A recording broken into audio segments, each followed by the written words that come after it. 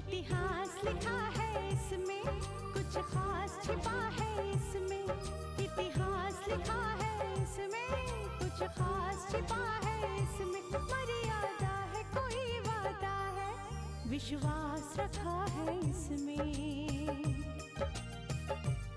सात फेरों से मिला ये तो उपहार है, मेरा श्रृंगार है, मेरा श्रृंगार है, मेरा श्रृंगार है, मेरा श्रृंगार है।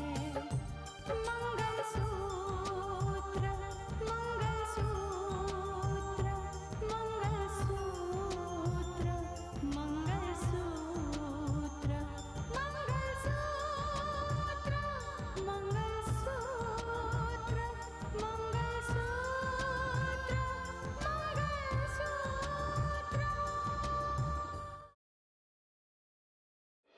राधिका, तुम्हारी ये बात मुझे बिल्कुल अच्छी नहीं लगी।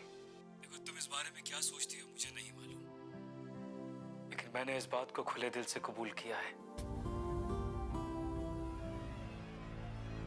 माफ कीजिएगा, मैं ये शगुन स्वीकार नहीं कर सकती।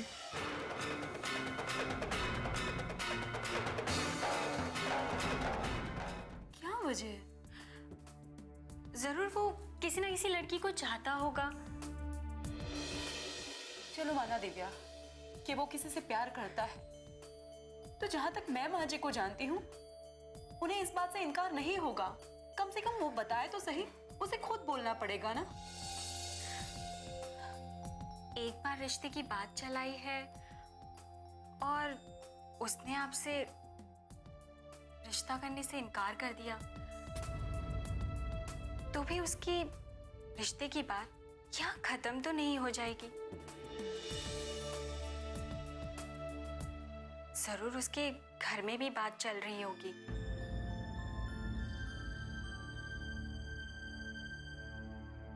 मुझे लगता है कि राहुल से साफ साफ बात कर लेनी चाहिए। नहीं, मुझे नहीं लगता दिव्या। देखो, राहुल से इस तरह का सवाल करना, मेरा कोई हक नहीं बनता उस पर।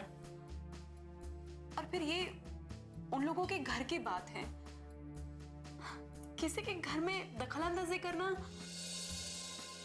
अच्छा नहीं लगता। ओह, दिव्या मुझे ऑफिस जाना है, देर हो गई है। मैं बाद में मिलती हूँ तुम्हें। हाँ?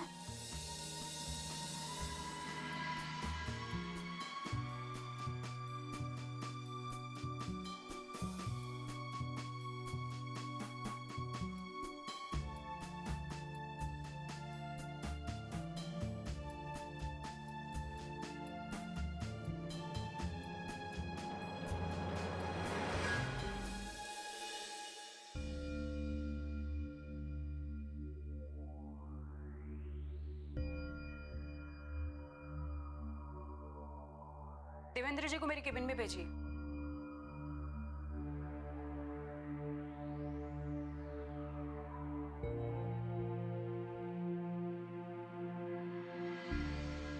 Good morning ma'am. Good morning. अच्छा देवेंद्र जी, ऐसा क्यों है कि हमारे ही जिले में ये सब कुछ चल रहा है और हमें पता नहीं? हमें ही जानकारी नहीं है कि क्या क्या हो रहा है हमारे जिले में। ये आप क्या कह रही हैं मैडम? मैं कुछ समझा नहीं। देवेंद्र, कल मैं एक न्यूज चैनल देख रही थी, कोई कवर स्टोरी आ रही थी कि हमारे एरिया में हजारों बच्चे ऐसे हैं जिनसे गैर कानूनी तौर पर काम करवाया जा रहा है। कई छोटी छोटी रेस्टोरेंट्स में, छोटी छोटी कंपनियों में। ये तो कानूनन जुर्म है ना? मैडम, प्रशासन की ओर से कार्रवाई तो होती रहती है, अक्सर रेड भी मारे जाते हैं। बेबुनियाद है ये, कोई फायदा नहीं होने वाला है। अरे जिन बच्चों के पास ढंग से खाने के लिए नहीं है ना, पहनने के लिए कपड़े हैं, वो बच्चे अगर मजबूरी में काम नहीं करेंगे तो और क्या करेंगे? ये रेड करके या मुकदमा दायर करके ये समस्या सुलझने वाली नहीं है। तो फिर क्या किया जा सकता है मैडम? देवेंद्र, मुझे लगता है तब तक हमें एक मजबूत व्यवस्था बनानी होगी ताकि उन्हें सही मायने में सहायता मिल सके, उनकी पढ़ाई पूरी हो पाए। ये रेड करने से कोई फायदा नहीं होने वाला, इनफैक्ट गलत असर होगा। ये छोटे छोटे से बच्चे गलत रास्ता पकड़ लेंगे। तो फिर हमें क्या करना चाहिए मैडम? देवेंद्र, मुझे इस बारे में पूरी रिपोर्ट चाहिए कि हमारे एरिया में कितने बच्चे अनाथ है, बेसहारा है, जो मजदूरी करके अपना पेट पालते हैं। और इसके लिए जिस भी डिपार्टमेंट की तुम्हें सहायता लेनी है, ले लीजिए। ठीक है मैडम, मैं वो जानकारी हासिल करता हूँ। देवेंद्र, मैं सोच रही हूँ कि हम सरकार के पास एक प्लान भेजें जिसमें हम लोगों को और ज्यादा जागरूक बनाए कि वो छोटे छोटे बच्चों से इस तरह से काम ना करवाए।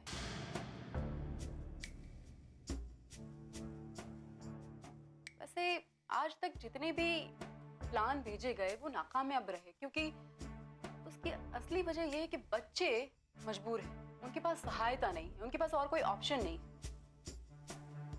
ठीक है मैडम, मैं इसका पूरा आंकड़ा तैयार करता हूँ। और हाँ देवेंद्र, मैं चाहती हूँ कि इस रिपोर्ट में वो सारी बातें आप शामिल करो, जैसे कि इन बच्चों की ऐसी क्या मजबूरी है जिसकी वजह से उनको ऐसा काम करना पड़ रहा है, या फिर ऐसे कितने घर हैं जहाँ पे माँ बाप खुद उनको काम करने के लिए भेजते हैं। जी मैडम। तुम्हें पता है देवेंद्र, बच्चों को सहारा देने के नाम पर उनको घर में नौकरों की तरह काम करवाते हैं, और बेचारे बच्चे वो घर छोड़कर जा भी नहीं सकते, बेसहारा हो जाएंगे। तुम जल्द से जल्द रिपोर्ट तैयार करो। जी मैडम। और हाँ, वो जजमेंट का क्या हुआ जो मैंने तुम्हें दिया था? उस केस से जितने लोग जुड़े थे मैंने उनकी लिस्ट बना ली मैडम, लेकिन अभी वो लोग कहाँ हैं इसका कुछ पता नहीं। तो पता करवाइए।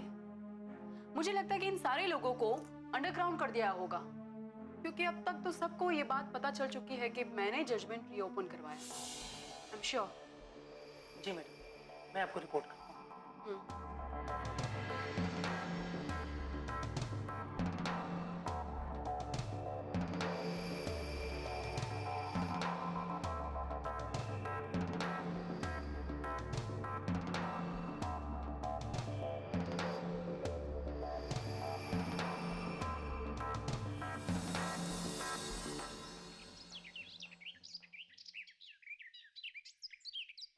ये क्या कह रही हो तुम? क्या मतलब है इसका?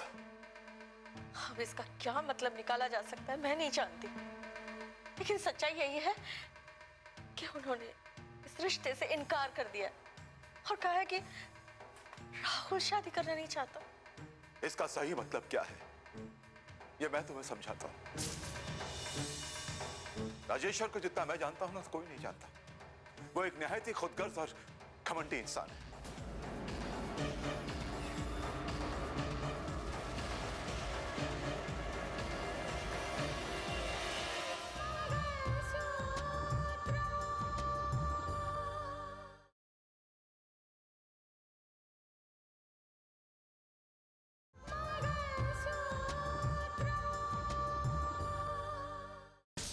रितिका की जिंदगी आबाद नहीं करना चाहता था, वो हमसे बदला लेना चाहता था। वो चाहता था कि हम उसकी चौखट पर जाएं और भीख मांगे अपनी बेटी की खुशियों के लिए।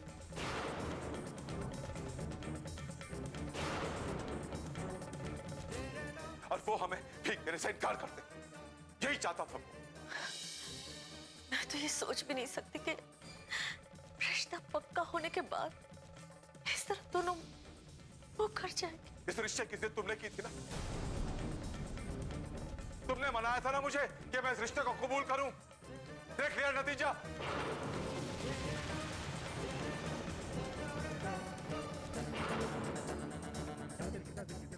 एक बात हमेशा याद रखना कि जो इंसान दो नाव में पैर रखता है ना, वो सफर नहीं करता, वो डूब जाता है। और यही हुआ है तुम्हारे साथ। मुझे क्या पता था कि इस तरह कदम आगे बढ़ाने के बाद वो खुद अपने कदम पीछे हटा लेंगे। पापा, आप इसके लिए माँ को क्यों जिम्मेदार समझते हो?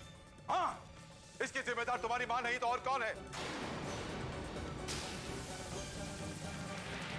बड़ी चली थी राजेश्वर के घर दोबारा रिश्ता जोड़ने के लिए।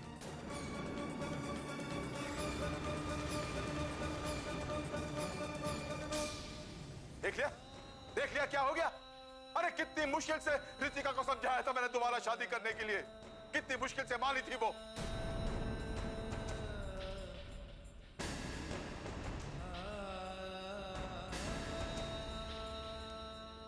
शारदा, तुमने खुद गला घोट दिया अपनी बेटी की खुशियों का। अरे बर्बाद कर दिया तुमने उसकी जिंदगी को शारदा, और इसकी जिम्मेदार तुम हो, सिर्फ तुम।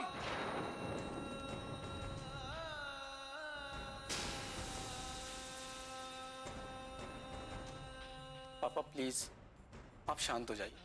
अरे कैसे शांत हो जाऊं, कैसे? किसी ने सोचा है कि अब रितिका का क्या होगा?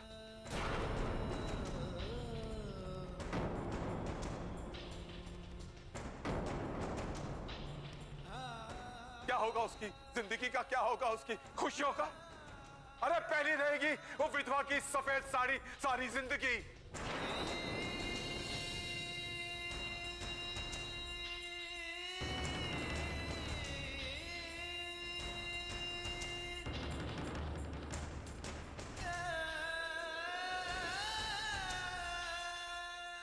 रिश्ता हमारे पास सामने से आया था, तुम्हारे कहने पर मैंने उसे ठोकर मार दी, और जो रिश्ता तुम लेकर गई थी उस रिश्ते ने तुम्हें ठोकर मार दी।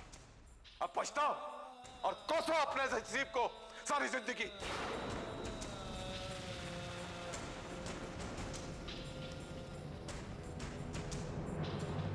राहुल ने इस रिश्ते से इनकार तो कर दिया, लेकिन काश कि राहुल ने ये भी बता दिया होता कि वो मुझसे प्यार करता है, तो मामला इस कदर नहीं बिगड़ता।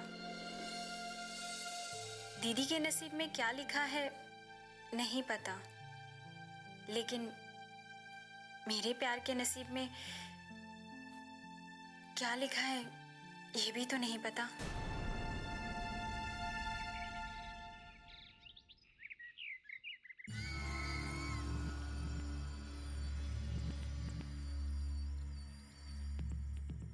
मिस्टर गुलशन शाह, आप औरत को अपने पाँव की जूती समझते हो ना, लेकिन वही औरत जब अपने आप पर आ जाए ना, तो ना रहेंगे आप और ना रहेगा आपका वजूद। आपने अपनी ताकत तो दिखा दी, अब मैं आपको दिखाऊंगी कि एक कलेक्टर के साथ इस तरह का मजाक करने के लिए आपको क्या अंजाम भुगतना पड़ेगा। और अब मुझे यकीन है कि मेरी ये तलाश आप ही पर खत्म होती, आप ही पर खत्म होती है, आप ही पर खत्म होती, आप ही पर खत्म होती है।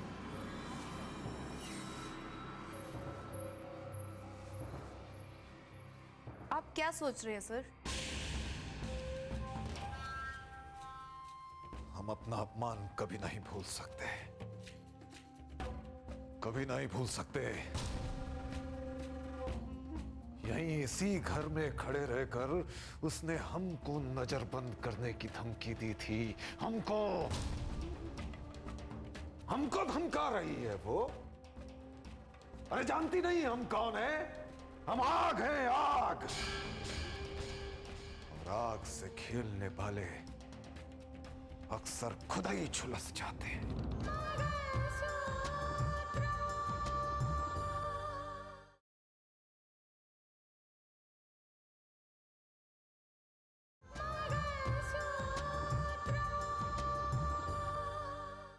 अरे जानती नहीं हम कौन है? हम आग हैं, आग। और आग से खेलने वाले अक्सर खुद ही झुलस जाते हैं। वो अपमान तो मैं खुद भी नहीं भूल सकती जब उसके सामने हमें हाथ जोड़ने पड़े थे। कल तक हम खुद को बचाने की बात करते थे, लेकिन अब हम उसको बताएंगे कि हम क्या चीज है।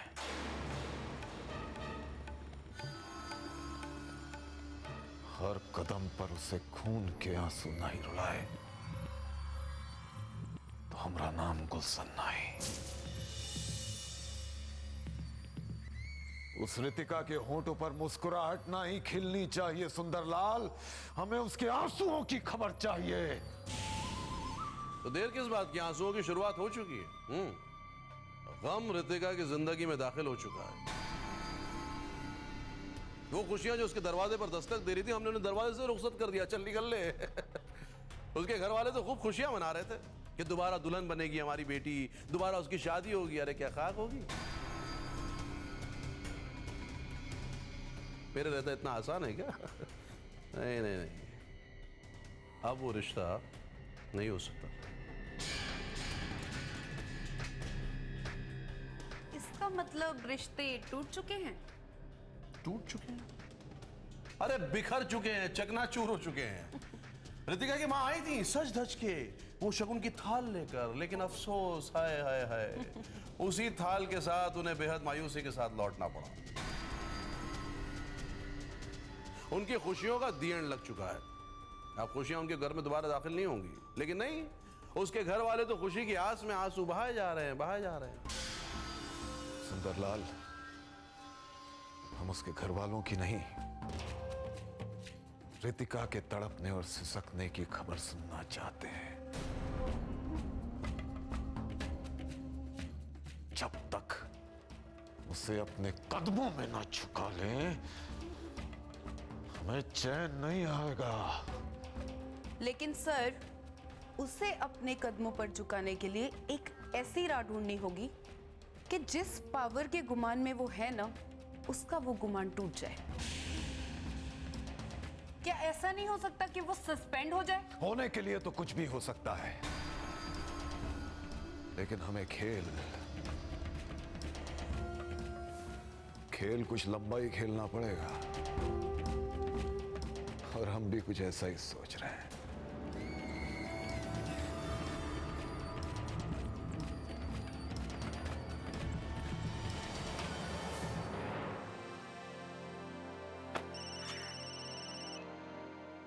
हेलो। हाँ माँ, नमस्ते। नमस्ते बेटा, हमेशा खुश रहो। ईश्वर तुम्हारी जिंदगी खुशियों से भर दे, कभी खुशियों की कमी ना आए तुम्हारी जिंदगी में। माँ, क्या बात है? मुझे आज आपकी बातें अजीब सी लग रही हैं। हाँ बहू। क्या बात है माँ, आप रो क्यों रहे हो? मुझे बताओ ना प्लीज। मैं तुम्हारी गुनहगार हूं बेटा, मुझसे बहुत बड़ा गुनाह हो गया है।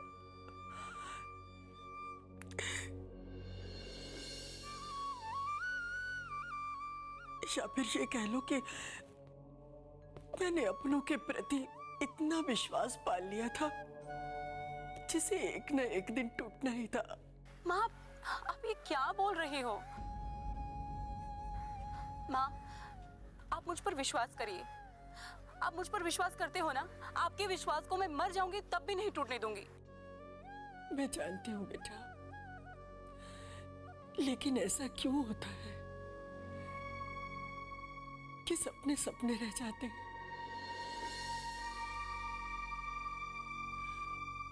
हम जब सपनों के करीब पहुंचने को होते हैं तो सपने टूट जाते हैं।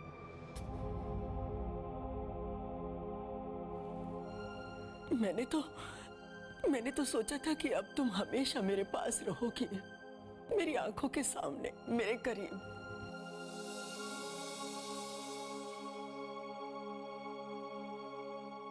मगर ऐसा हो नहीं पाया। शायद सपने कभी पूरे नहीं होते, कभी पूरे नहीं होते।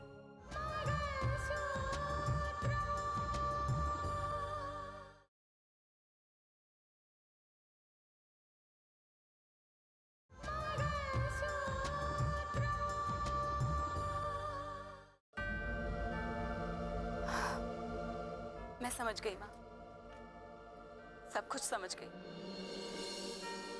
लेकिन मैं नहीं समझ पाई थी बेटा। मैं तो अपने ख्वाबों ख्यालों में ही बहुत खुश थी। पता है, राहुल तुमसे मिलने गया तो मैंने सोचा कि ऐसे ही बात करने गया होगा। मुझे क्या पता था कि वो ये रिश्ता करना ही नहीं चाहता। माँ जी, आप क्या बोल रही हो? बेटा, मैं बहुत शर्मिंदा हूँ, बहुत शर्मिंदा हूँ। तुम्हारी गुनहगार हूँ मैं। देखो ना, मेरी वजह से तुम्हारी मानस के साथ होने वाली शादी भी टूट गई और राहुल ने भी मना कर दिया। माँ, ये तो नसीब का खेल है। पर आप यकीन मानिए, मुझे इस बात का इतना गम नहीं है जितना गम मुझे आपके आंसुओं के लिए है। आप रोइए मत प्लीज, मुझे बहुत बुरा लग रहा है। कैसे नहीं रोऊं बेटा, जब दिल के चारों तरफ गम के बादल छाए हुए हों तो आंखों को बरसने से कौन रोक सकता है। पर तुम मेरे आंसुओं की फिक्र मत करो बेटा, मेरे आंसुओं की फिक्र मत करो। अब मैं नहीं रोऊंगी, मैं बस ईश्वर से यही प्रार्थना करूंगी कि तुम्हारा घर बस जाए और तुम्हें जिंदगी की सारी खुशियां मिले। माँ, मैं आपसे मिलने आ रही हूँ। नहीं बेटा, तुम मत आओ अब। तुम इस घर की दहलीज के अंदर कदम नहीं रखोगी।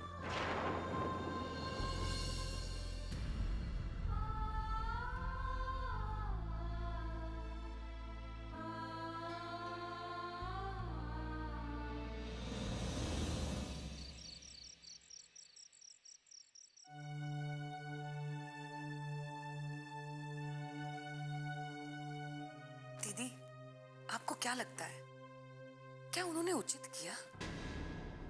अब आगे का फैसला क्या होगा?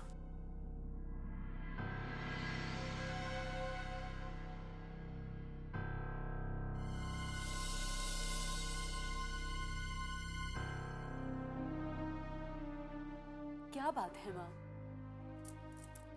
आप उदास क्यों हो?